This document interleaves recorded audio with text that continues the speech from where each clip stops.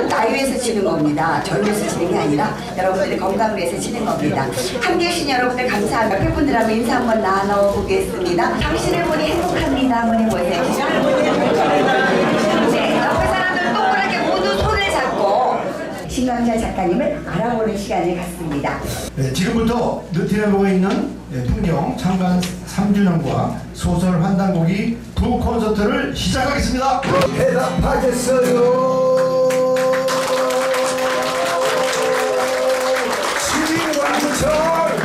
신광철 사랑해 신광철 사랑해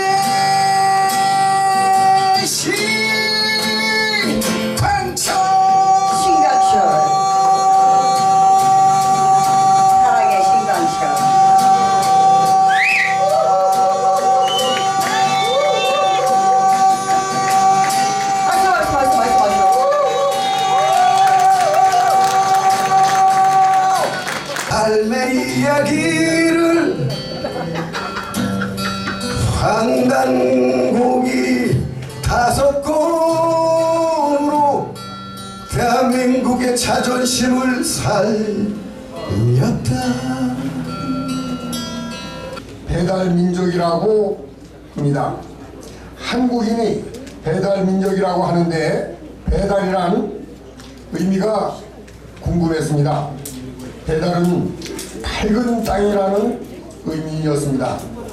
배는 밝다는 의미고 달은 땅이라는 뜻이었습니다. 달이라는 말은 지금도 사용하는 말입니다. 음달은 빛이 안 드는 땅이고 양달은 빛이 드는 땅이라는 의미로 사용하고 있습니다. 다음으로 신광철 작가님의 긍정이와 웃음이의 마음 공부 여행으로 2권입니다. 그 알타이를 다시 찾자 해서 알타이 그 연대 공동의 집이라는 것으로서 다시 저는 일으키는 그 꿈을 가지고 있습니다. 세상에 떠도는 자음과 모음으로 누구는 시를 만들고 누구는 욕을 만든다고 했습니다. 최소한 시는 만들어야 하지 않을까 생각하며 느티나무가 있는 풍경 출판사를 만들고자 다짐합니다. 늑대의 사랑 신광철 사랑은 떠날 준비가 되어 있다. 언제고 만났던 그때처럼 한 사람을 사랑한다고 해서 떠나는 사람의 옷자락을 잡아서는 안 된다. 애초에 너와 나는 유목민이어서 사람의 피에서는 진한 바람의 냄새가 난다. 바람의 산에는 바람을 잃어버리면 그는 더 이상 늑대가 아니다. 늑대를 홀리는 건 언제나 여우였다. 사람의 눈동자 속을 배를 타고 들어가면 바다가 넓게 열린다. 아픔도 슬픔도 달래줄 바다가 열린다. 눈물은 삶의 파도가 거칠 때마다 바닷물이 찰랑찰랑 넘치는 것이다. 10년이 지나도 오늘 여러분들이 우리 신광철 작가의 글, 특히 황당고기가 계속 많은 사람한테 읽히는 그런 책이 되기를 바라는 마음에서 잠깐 올라왔습니다.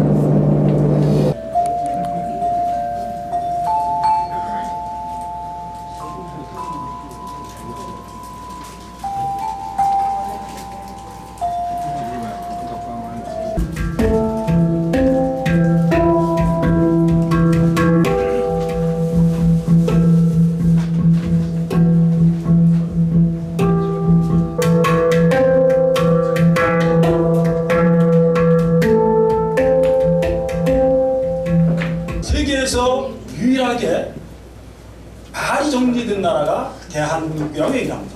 문자는 정리가 될 수 있습니다. 그러나 말은 일반적인 상황에서 그냥 불특정하게 나오는 겁니다. 그러니까 말이 정리될 수가 없습니다. 근데 세계에서 유일하게 말이 정리된 나라가 있는데 우리다. 그렇게 주장하는 이유가 분명히 있습니다. 제가 볼 때 우리말은 중요하고 핵심적인 말은 한 글자로 되어 있고 그 다음으로 중요한 글자가 두 글자, 세 글자로 분화돼서 나갑니다. 예를 들면 이런 겁니다.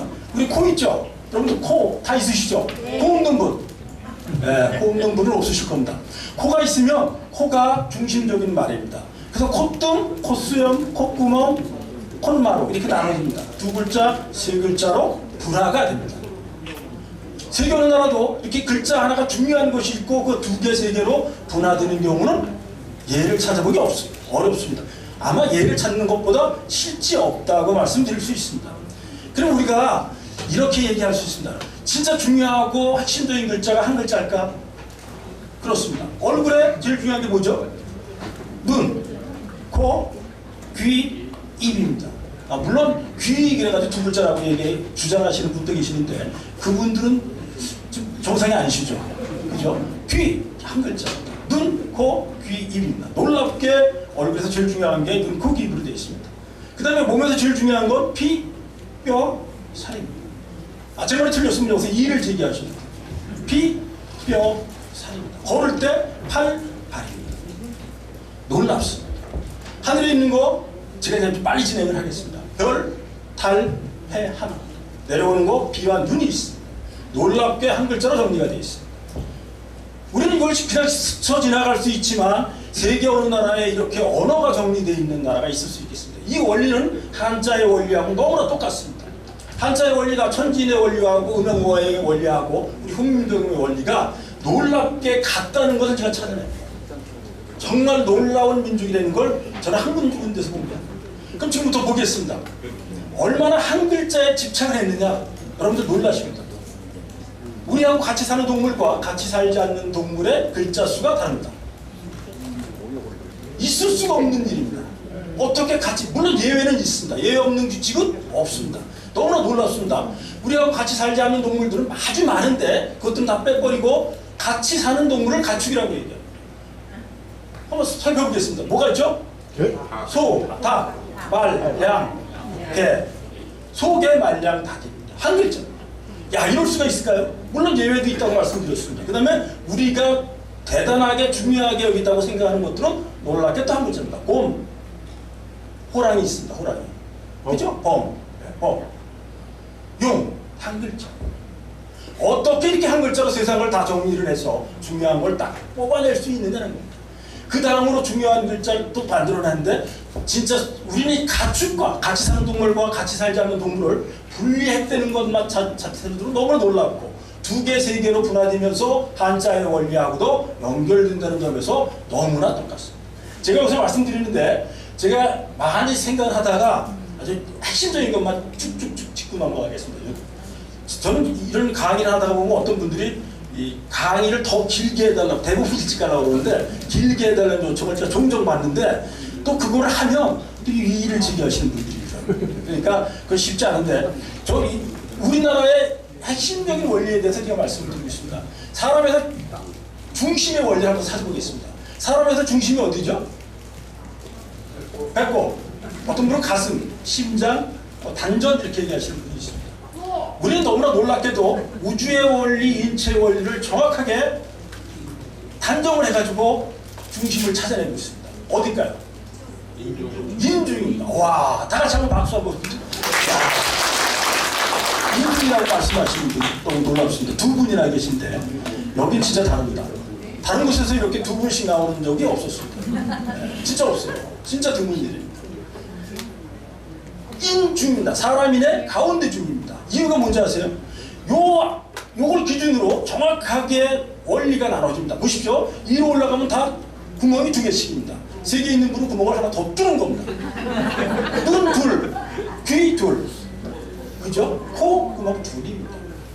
정확하게 둘입니다. 이 밑으로는 정확하게 구멍이 한 개씩입니다.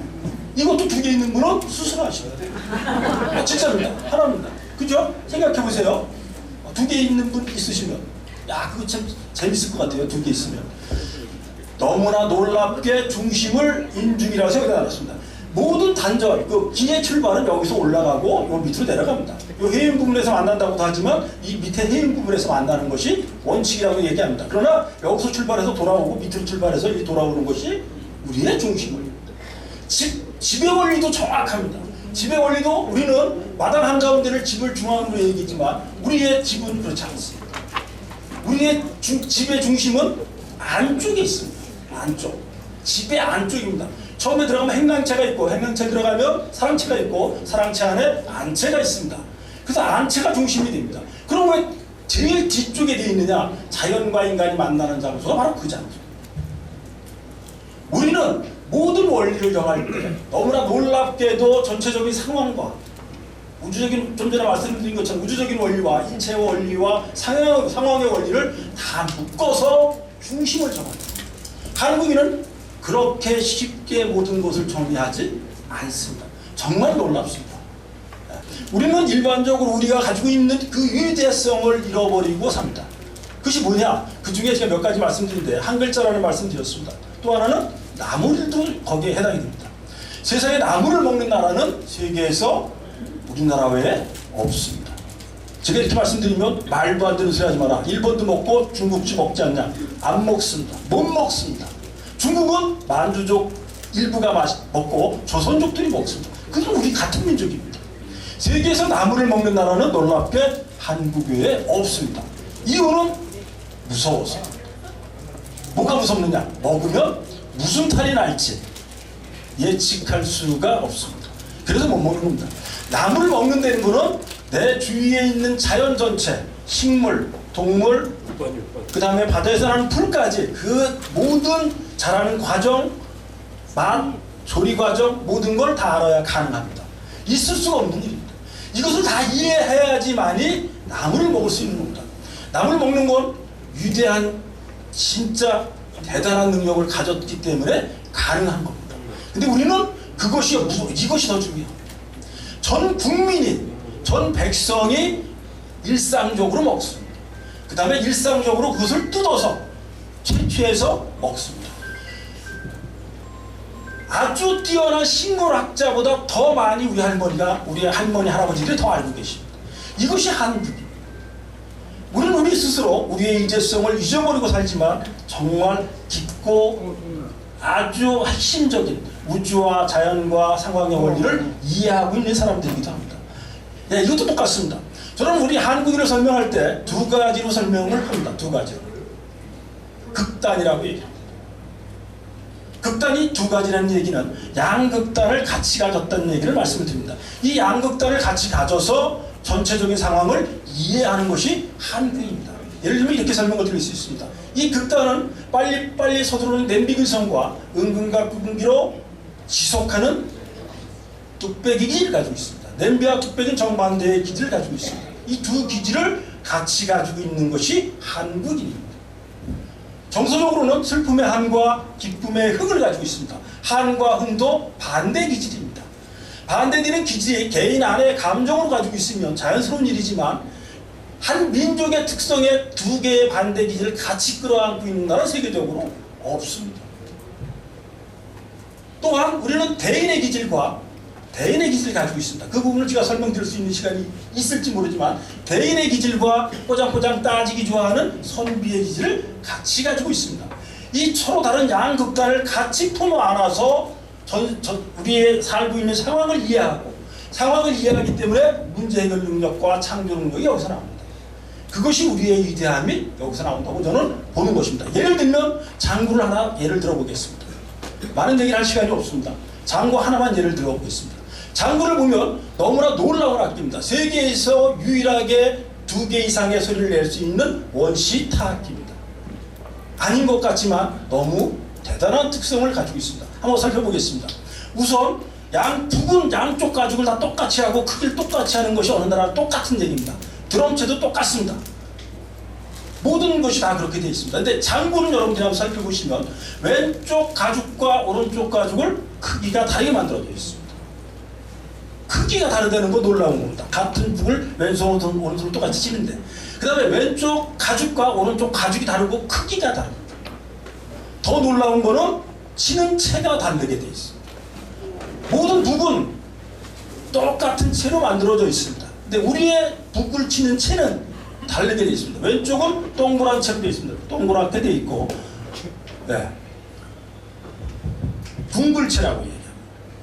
그 다음에 오른쪽은 대나무로 만들어서 기타랗게 만들고 납작하게 만들어서 채편이라고 얘기합니다. 왼쪽은 치면 통통통통 소리가 나고 오른쪽은 따다다닥 따다닥 하는 소리가 납니다. 치면 퉁퉁퉁퉁 따다닥 따다닥 이런 소리가 납니다. 전혀 다른 소리가 나고 거기에 여러 가지 상편도 있고 뭐 축성도 있고 이 조정할 수 있는 것이 너무나 많습니다. 우리는 원시타 악기 중에서 세계에서 유일하게 전혀 다른 극단, 양극단을 같이 가지고 있는 장구라는 악기를 놀라운 걸 가지고 있습니다. 우리는 정말로 놀랍고 뛰어난 것들을 가지고 있습니다. 이 많은 것들을 제가 설명드릴 수는 없습니다. 근데 요거는 제가 굳이 어렵지만 여러분들한테 설명을 드리려고 합니다. 왜냐하면 이유가 있습니다. 뒤에서 설명을 드리기 위해서 꼭 필요한 부분입니다. 근데 여러분들이 보시면 쉽게 이해 안 될 수 있는 부분이 있어서 조금 설명을 들어가도록 하겠습니다. 한자의 원리는 우리의 훈민정음의 원리하고 너무나 비슷하다고 제가 말씀을 드렸습니다. 물론 한자는 동북아에서 공통적으로 사용하는 문자입니다. 근데 이 한자는 너무나 위대한 문자인데 놀랍게도 또 위대한 만큼 불편한 글자입니다. 뜻을 가져서 천년이 지나도 그 뜻을 그대로 유지할 수 있다는 것은 위대성입니다. 그 글자 하나마다 의미를 담았다는 것도 위대한 점인데 안타까운 것은 그것을 그대로 일상적으로 사용하기에는 상당히 어려운 점이 있다는 겁니다. 제가 말씀드리는 것을 여러분들이 한번 한자로 적어보시기 바랍니다. 제가 충북 진천입니다. 그레시오 한자로 써보세요. 소크라테스는 이렇게 말했다. 한번 한자로 써보세요. 자라투스트라 한자로 적어보세요. 적기 너무 어렵습니다. 일상적으로 사용하기가 너무 어려운 점이 있습니다. 어쨌든 지금은 세 나라에서 공통적으로 사용하다가 우리도 버렸고 일본도 버리고 중국도 버렸습니다. 그래서 한자에 불편한 점이 있어서 이제 그런 것이 있는데 들어가 보면 너무나 놀라운 건 이런 겁니다. 한자는 자세히 들여다보면 누가 만들었는가에 대해서 여러분들이 한번 생각해 보시기 바랍니다. 한자 누가 만들었을까? 진짜입니다. 한번 저기 살펴보시면 첫 번째는 한자가 발견된 곳이 어디죠? 최초로 발견되는 곳이 학교 다닐 때 배웠습니다. 각골문자 은나라의 은허라는 곳에서 발견이 됐습니다. 그럼 은나라의 은허가 어떤 사람이냐를 확인하면 그 글자를 만든 사람을 우리는 확인할 수 있습니다. 그럼 은나라가 어느 민족이죠? 동이족입니다. 예, 정확하게 저기 선생님께서 말씀. 동이족입니다. 우리는 동이족입니다. 한국 사람을 동이족이라고 얘기를 합니다. 그럼 우리는 동이족입니다. 그럼 누가 만든 거죠? 동이족이 만든 거예요. 은나라는 동이족이라는 것이 한두 군데 나오는 것이 아니라 여러 군데 동이족이라고 나옵니다. 어디 기록에? 중국 기록에 나옵니다. 중국. 우리 기록에 있다면 우리가 유죄했다고 그러지만 중국 기록에 이렇게 나와 있습니다. 그럼 제가 한번 살펴보겠습니다. 한자는 정확하게 한 글자로 발음하도록 명시가 되어 있습니다. 어디에? 중국 사전에. 우리 사전에는 한자 발음도 없습니다. 그냥 우리는 그냥 딱 보고 압니다. 근데 놀랍게 중국 사전에는 한 글자로 발음하게 되어 있습니다. 근데 어떻게 하죠? 그들은 한 글자로 발음을 하는 것이 일부분밖에 안 됩니다. 우리는 정확하게 한 글자를 딱딱딱 뜯어서 합니다. 하늘천 따지 거무현 이렇게 다 하는데 중국 사람은 하늘천 따지 거무현을 할 수가 없습니다. 왜? 한자 발음대로 지금 못하고 있습니다. 너무나 놀라운 거죠. 그래서 그들은 한자 발음 기호를 한자에다가 다 붙여놨습니다. 뭐라고 붙였는지 알아요? 하늘천을 천이라고 했습니다. 아니 하늘천을 천이라고 그러잖아요. 근데 그들은 실질에서는 천이라고 발음을 못한대요. 그럼 누구 그리기 때문에? 동이족이 만든 동북아에 뛰어난 우리 민족이 만들었기 때문에 그들의 문화권하고 달라져서 만들 수가 없는 겁니다. 그럼 한번 살펴보도록 하겠습니다. 여러분들이 이게 보시면 이해가 될 수 있습니다. 여기 보면 휘자가 하나 돼요. 제가 크게 하지 못해서 좀 아쉬운 점이 있습니다. 이 휘자를 조금 전문적입니다. 저 뒤에서 잘 안 보실 수도 있습니다. 이 휘자를 어떻게 발음하냐면 이렇게 발음 기호가 이렇게 나와 있습니다. 살펴보세요. 허귀절음이라고 되어 있는데 좀 말이 어렵습니다. 이 절음은 빼버리고 허귀로 발음한다는 겁니다. 이 휘자를 허귀로. 근데 이 휘자의 초성 뭐죠? 히읗이죠? 이해되세요? 아, 조금 제가 이런 자리에서는 이걸 했어야 되나 말아야 되나. 휘자의 초성은 휘입니다. 그죠? 그 다음에 중성은 위지요. 위. 중성은 없습니다. 네, 초성과 중성만 있습니다. 그래서 허기라고 합니다. 허자에 히읗과 중성에 위자가 합해지면 뭐가 되죠? 휘가 되죠. 이게 중국 사전에 발음이 나와 있는 거고 고대 한자 발음 방법입니다. 그럼 저걸 휘라고 발음하도록 사전에 나와 있는 거예요.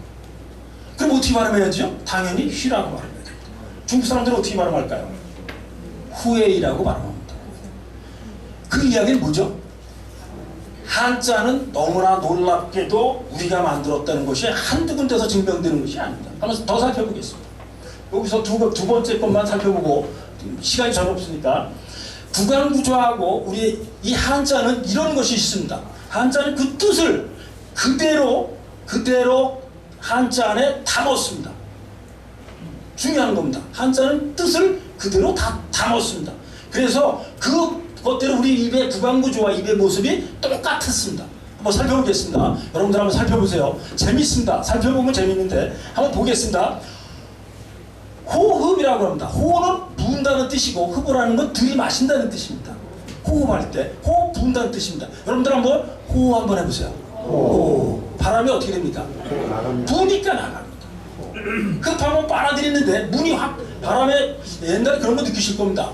문이 있으면 바람이 확 불면 문이 두 개가 확 닫히면서 빵 하고 소리 나죠. 똑같이 우리 입도 그렇게 되어 있습니다. 흡하면 빨아들이는데 흡하면 이 두 개의 입이 딱 붙습니다. 흡 한번 해보세요. 네. 흡하면 공기가 쫙 빨리 들어가면서 딱 닫힙니다. 우리는 그러니까 정확하게 호흡으로 바람이 나가고 흡하면 쫙 빨리 들어옵니다. 중국 애들은 그렇게 발음을 못합니다. 후시라고 해요. 후할 시 해보세요. 시. 바람이 나가죠. 빨려 들어와야 되잖아요. 우리는 한자 뜻과 너무나 똑같이 딱 맞습니다. 출입도 똑같습니다. 출은 나가는 겁니다. 줄 해보세요. 입이 쭉 나갑니다. 입이 줄. 네. 바람도 쭉 나갑니다. 입 들어오는 겁니다. 빨려 들어옵니다. 입 빨려 들어옵니다. 놀랍습니다. 어떻게 우리는 정확하게 딱딱 맞을까? 우리가 만들었거든요. 그들은 모든 발음도 틀리고 뜻도 다르고 내용도 다르고 전혀 다른 세계를 그들은 가고 있고 우리는 한자하고 기계 막히게 딱딱딱 맞도록 되어 있습니다. 한 가지만 더 해보겠습니다. 이합집산이라는 말이 있습니다. 이하면 헤어지는 겁니다. 그죠? 합은 합해지는 거고 집은 모아지는 거고 산은 흩어지는 거고 이 그러면 어떻게 되죠? 벌어져야 됩니다. 헤어지는 거니까 이 입술이 헤어지죠. 이가 헤어지죠. 합해집니다. 집 모아집니다. 집 산 흩어집니다. 산. 야, 이게 맥히게 됐습니다. 중국 사람은 그 발음이 다 틀려서 문자 원리하고 입의 구강 구조의 원리가 틀립니다. 이것이 누가 만들었겠습니까? 저는 이 이야기를 지금 이 자리에서 여러분들 처음 듣는 분들도 계실지 모르지만 저는 예전에 어떤 단체 제가 고대사를 너무나 알고 싶어서 어느 단체를 갔더니 한자를 제가 공부를 해보니까 한자는 우리가 만든 것 같습니다라고 그 자리에 가서 얘기를 했습니다. 그렇지만 거기 있는 사람들 모두가 저를 거의 미친놈 취급하고 이러고 그러더라고요. 진짜로 충격받았습니다. 근데 이 미친놈 취급하는 그 눈빛이 뭐였냐면 너는 그걸 이제 알았니? 거기 다 그거 연구하는 사람이다. 고대사를 연구하고 한자를 연구하고 하는 학자들이 모인 자예요. 저는 거기서 진짜 충격을 먹었습니다. 이 자리에서는 새로운 얘기인지 모르겠는데 그 자리에서는 제가 마지막 자리였어요. 이 연구를 하다 보면 너무나 놀라운 걸 제가 발견하게 됩니다. 훈민정음을 공부하면서 우리나라의 천지인의 원리하고 음양의 원리가 그대로 들어가 있는 거. 그 다음에 한자도 놀랍게 그 원리에 의해서 만들어졌다는 것을 제가 알게 됩니다. 정말로 놀라운 세계가 있습니다. 예. 야, 보겠습니다. 지금 다 넘어가고 시간이 전혀 없습니다. 이 이야기는 해야 될 것 같습니다. 한자는 자, 왜 우리 역사는 왜곡이 됐느냐라고 저한테 많은 분들이 물어봅니다. 한자가 우리의 역사가 왜곡된 거는 여러 가지가 이유가 있지만 첫 번째는 모든 역사는 가짜책입니다. 심지어 이런 거예요. 모든 역사는 왜곡이 되고 모든 기록은 왜곡이 됩니다. 이유는 간단합니다. 주체가 들어가고 정체성이 들어가고 사관이 들어가기 때문에 사관 자체가 왜곡입니다. 그래서 모든 책은 왜곡서입니다. 다 위서가 될 수 있습니다. 그리고 모든 책은 진사라고 볼 수도 있습니다. 그 사람의 사관에 의해서 책을 만들어진 것 자체를 그냥 인정해주면 됩니다. 그러니까 그걸 뭐라고 얘기할 수는 없지만 그럼 우리의 고대사는 왜 사라졌을까? 이겁니다. 최초의 첫 번째 사라지는 원인은 여기에 있습니다. 고대에 우리나라가 신라에 의해서 통일됐다고 그러는데 신라에 의해서 통일된 것이 아니라 신라에 의해서 남과 북으로 나눠집니다.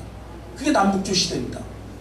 대진이라고 두고 발해라고 얘기하고 그 대진과 통일신라, 지금 통일신라가 아니라 신라라고 얘기를 합니다. 이 남북조 시대가 열립니다. 이 열릴 때 고구려 백제가 망하면서 당나라에 의해서 강제적으로 역사를 강탈당합니다. 신라한테 강제적으로 명령을 내려서 우리가 가졌던 역사서를 불태워버립니다. 그래서 그때 대부분이 사라져버립니다. 두 번째는 조선이 개국하면서 철저하게 4대로 빠집니다. 그래서 우리나라 역사서를 다 모아서 없애버렸습니다. 그 기록은 조선왕조실록에 그대로 있습니다. 3번에 걸쳐서 모았다고 나옵니다. 더불어 놀라운 건 이겁니다. 역사책을 가져오지 않으면 차명을 쳐한다고 했습니다. 아니 역사책 한 건 안 가져오는데 무슨 차명을 당합니까? 우리나라 그것도 고대사 단구를 얘기하고 환국을 얘기하고 환국을 얘기하고 단국을 얘기하고 고조선을 얘기하는 거 그 책을 안 가져오면 차명을 처하고 가져오면 2계급 특진, 1계급 특진입니다. 2계급 특진을 시켜주기 때문에 그래서 그때 다 말살됩니다. 그 다음에 세 번째 없어지는 계기가 일본에 의해서입니다. 일제강점기 때 20만 권의 책을 걷어서 어떻게 했는지 모르는데 불태워졌다는 것이 일반적입니다. 그래서 우리는 지금 없습니다. 고대사 책이 딱 2권 남아있습니다. 삼국사기와 삼국유사밖에 없습니다. 근데 삼국사기를 공부해봐도 거기에는 너무나 놀라운 세계가 나옵니다. 이거를 제가 설명을 드리려고 했는데 시간이 아쉽게 이 부분은 제가 대부분이 다 넘어갑니다. 이거는 꼭 설명을 드리고 가야 될 것 같습니다. 여러분들 한번 보시면 환단조한이라고 되어 있습니다. 이 환단이 바로 환단국입니다. 그러니까 최초의 국가가 환국이라고 얘기를 하는 겁니다. 이 이야기는 인정할 수도 있고 안 할 수도 있지만 어디에 나와 있느냐? 삼국유사에 나옵니다. 삼국유사에 이렇게 나와 있습니다. 석유환조, 환국, 석유환국. 석 오래 석자, 유 있었다. 오래전에 있었다. 뭐가? 환국이 있었다. 오래전에 환국이 있었다는 것이 삼국유사에 나옵니다. 또 환단국이라는 책에 또 나옵니다. 그 고대에 있었다는 겁니다. 두 번째 나라가 단국입니다. 단국은 우리가 알고 있는 짜장면 배달 국가입니다. 배달의 민족 하는데 다 짜장면 배달로 생각하고 피자 배달로 생각을 하고 있는 우리 어린아이들이 있습니다. 놀랍게도 그 배달국이 우리의 단국입니다. 이 배달이란 뜻은 이겁니다. 비읍에다 점 찍고 리을역에서 밝다는 뜻입니다. 밝은 거가 2가지가 있습니다. 불이 피면 불단 뜻하고 밝다는 뜻이 같이 나옵니다. 그래서 불과 발은 같은 뜻입니다. 그래서 배달, 아까 저기 이진현 회장님께서 설명을 해주신 거 그대로입니다. 달은 뭐냐면 응달양달 할 때의 달입니다. 햇볕이 비치는 땅을 양달, 햇볕이 없는 땅을 응달이라고 얘기합니다. 그래서 배달은 햇볕이 비치는 땅을 얘기합니다. 왜? 제일 먼저 해가 떠오르는 동쪽에 우리나라가 위치하고 있었기 때문에 그런 겁니다. 이 나라가 바로 배달국입니다. 그래서 우리는 배달 후손, 배달 민족 그럽니다. 왜 그러면 이 배달국을 우리가 우리 배달의 후손이라고 얘기를 하느냐? 이유는 간단합니다. 여기에 있는 겁니다. 동이족 최초로 만든 국가가 배달국이에요. 그래서 우리는 배달의 후손이라고 이야기하는 겁니다. 그럼 환국은 어떤 나라냐? 환국은 최초의 국가라고 얘기를 하는데 이거는 우리 민족도 거기에 들어가 있지만 12나라가 만들어졌다고 기록에 나와 있습니다. 한 12국이라고 되어 있습니다. 그 다음에 단국은 9부족이 운영을 했고 고조선도 마찬가지입니다. 그렇게 돼서 이 설명을 제가 이제 드리겠습니다. 이것이 진짜 중요한 문제인데 이 환자를 보시고 단자를 보시고 조자 한자를 보시면 우선 왼쪽 부를 무시하시고 오른쪽 것만 보시면 뭐가 있죠? 일자 두 개가 있고 그 안에 나일이 있습니다. 이 나일이 태양입니다. 우리 민족은 태양족이라는 것을 모든 면에서 보여주고 있는 것이 바로 이겁니다. 한자가 있으면 이 위에가 있고 밑에가 있고 일자가 있고 그런데 해가 들어 있습니다. 여기도 일자가 있고 한자도 마찬가지입니다. 한번 살펴보시겠습니다. 한자를 하늘과 땅 사이에 제일 중요한 것이 해라고 한 겁니다. 한자, 한국의 이름이. 그래서 밝다는 뜻입니다. 단국도 마찬가지입니다. 요거는 이제 제사를 지내는 걸 표시하는 겁니다. 이 네모가 두 개 있는 것. 그 다음에 하늘과 땅 사이에 해가 있습니다. 환국과 단국은 똑같이 밝다는 뜻을 가지고 있고 나라의 가장 중심적으로 중요하게 여긴 것이 태양이라는 것을 선언하는 겁니다. 그래서 우리는 태양족입니다. 이 태양족을 상징적으로 보여주고 있는 것이 삼조고입니다. 인간과 태양을 연결해주는 새가 있는데 상징적인 동물이 필요해 있습니다. 그래서 세 개의 발을 달린 삼조고를 만드는 겁니다. 그것이 바로 우리입니다. 그게 천부경에 그대로 앙천명도 나오고 태양이라는 내용이 나오는 것이 이거하고 그대로 연결이 되는 겁니다. 두 번째 보시겠습니다. 우리나라를 얘기할 때 조선이라고 얘기했습니다. 조선. 그 다음에 지금 한국이라는 뜻이 있습니다. 이 한자를 살펴보겠습니다. 한자가 무슨 뜻이냐? 여기도 열십자가 있고 열십자가 있고 가운데 태양이 들어있습니다. 그 이야기는 뭐냐? 이 열십자는 세상 모든 걸 얘기합니다. 한자로 십, 백, 천, 만은 모든 것을 얘기합니다. 영어로 올입니다. 세상 모든 걸 얘기하는 건데 이 십자가 여기에서 그 안에 세상 모든 것 중에서 제일 중요한 게 뭐냐? 여기도 태양으로 넣는 겁니다. 우리는 모두 태양이라는 이름을 넣었습니다. 한국도 그렇고 조선도 그렇고 한국도 그렇고 단국도 그렇고 우리는 태양적인 것을 세상 만방에 선언한 겁니다. 왜? 태양이 세상에서 사람의 생명을 관장하는 제일 중요한 요소이기 때문입니다. 너무나 안타깝게 30분이 벌써 지나갔습니다. 여러분의 눈초리는 반짝반짝 빛나고 있는데 너무나 안타깝게 30분이 지났습니다. 여기서 이것만 설명을 드리도록 하겠습니다. 그럼 우리는 어떤 것을 진짜 중요하게 여겼느냐 이겁니다. 우리는 천지인을 모든 곳에서 중요하게 여기는데 천지인을 얘기할 때 살펴보시면 천일지일태일이라고 얘기를 해야 됩니다. 그죠? 그러니까 이게 뭐냐면 하늘과 땅과 사람은 모두가 같은 힘, 같은 작용에 엮여져 있고 동등한 힘으로 세상에 작용하고 존재한다라고 보는 것이 천지인의 원리입니다. 근데 놀랍게 한국인을 얘기할 때 천지인이라고 그러지 않고 천일지일 인일이라고 얘기합니다. 그죠? 근데 여기는 태일이라고 되어 있습니다. 이것이 한국인의 위대한 점에 방점을 찍은 것이라고 저는 생각을 합니다. 뭐냐면 하늘도 중요하고 땅도 중요하지만 인간은 더욱 중요하다 해서 인일이라고 그러지 않고 태일이라고 얘기했습니다. 그럼 이 태일이 된 이유가 뭐냐? 여기에 나온다. 이 원리에 의해서 우리는 이 인식체계를 받을 수 있는 겁니다. 저는 한국인을 연구하기 전에도 연구를 하다가 보면 이것이 제가 쭉 정리한 것들인데 보니까 너무 똑같아서 너무 놀랐는데 이걸 설명드리려면 진짜 한 2시간 드려야 될 것 같아요. 근데 핵심만 제가 설명을 그냥 이런 거라는 걸 설명을 드리도록 하겠습니다. 우리의 가장 기본적인 정신의 핵심은 뭐냐 이겁니다. 세상에 있는 신이 하나님이 그러니까 우주를 만든 창조자가 누구냐? 그것은 신이라고 얘기하든 하나님이라고 얘기하든 예수님이라고 하든 부처님이라고 하든 그 존재는 어디에 있느냐? 내 몸 안에 있다는 겁니다. 뇌 속에 있다고 강조하고 있는 것이 일신강추입니다. 이 일신이라는 것은 하나님은 내려와 있다. 어디에? 내 속마음에. 속마음이라는 뜻입니다. 그래서 이 속이 충이라는 뜻이 속마음 참마음이라는 내 일신이 진정한 정신은 내 몸 안에 내려와 있다는 겁니다. 그러니까 신이 나 자신이 신이 될 수 있는 겁니다. 인간을 신과 동격으로 보는 것이 이 한민족의 기본 특성입니다.